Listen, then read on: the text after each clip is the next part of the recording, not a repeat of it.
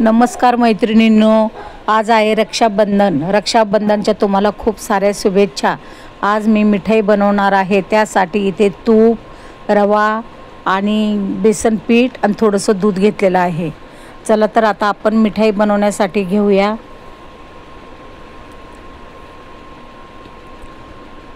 गॅसवर एक पॅन ठेवलेला आहे. त्यामध्ये आपण रवा आणि बेसन पीठ टाकून देणार आहोत आणि चांगलं 3-4 मिनिटे आपल्याला त्याचं कच्चंपण काढायचं आहे. ते आपण छानसं भाजून घेऊया.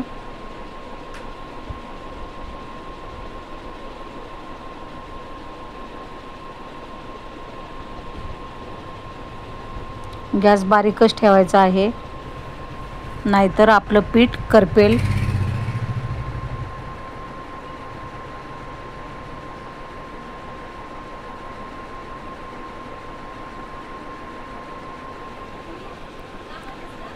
चांगला हलवून घ्यायचं आहे.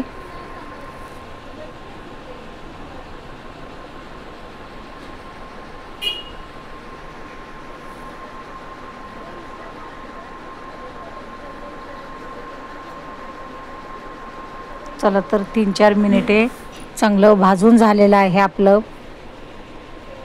मिठाईचं मिश्रण. आता आपण इथे तूप टाकून घेऊया.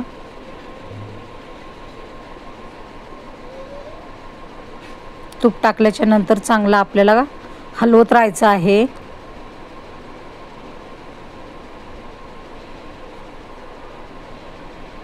गॅस जराही मोठा करायचा नाही, एकदम बारीकच ठेवायचा आहे आपल्याला. बघा, अशा प्रकारे आपलं मिश्रण तयार झालेलं आहे तूप टाकल्याच्या नंतर.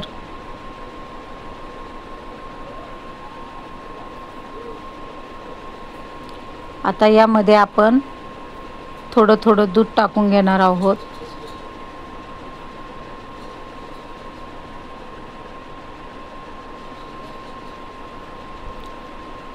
आपली मिठाई एकदम स्वादिष्ट होणार आहे,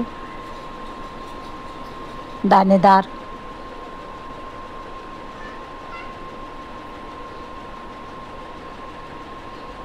दूध टाकल्याच्या नंतर पण चांगलं आपल्याला मिक्स करून घ्यायचं आहे. बघा, अशा प्रकारे आपलं मिश्रण तयार झालेलं आहे दूध टाकल्याच्या नंतर.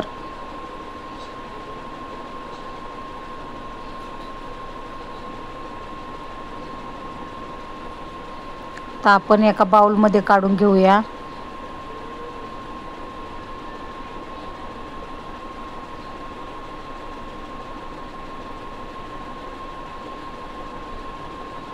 आता आपल्याला त्याच पॅनमध्ये आपल्याला पाणी टाकून, साखर टाकून पाक बनवायचा आहे. हलकासाच आपल्याला चिपचिपा पाक बनवायचा आहे, जास्त घट्ट करायचा नाही.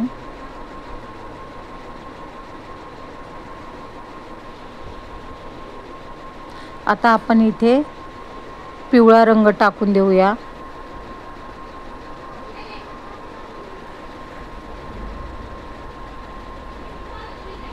मस्त हलवून घेऊया. मिश्रण टाकून देऊन चांगलं हलवून घेऊया.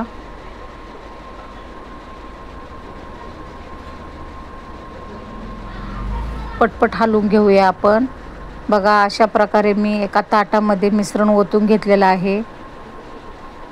बरंचसंच घट्ट झालेलं आहे आपलं मिठाईचं मिश्रण. चला तर वरतून बदामाचे काप टाकून देते, गरम असतानाच वरतून, म्हणजे ते चांगले चिकटतात. गरम असतानाच आपण मिठाईचे पीसेस करणार आहोत, कट करणार आहोत.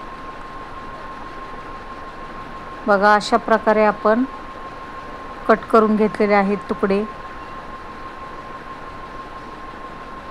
तुम्ही बघू शकता, मस्त झालेली आहे आपली मिठाई.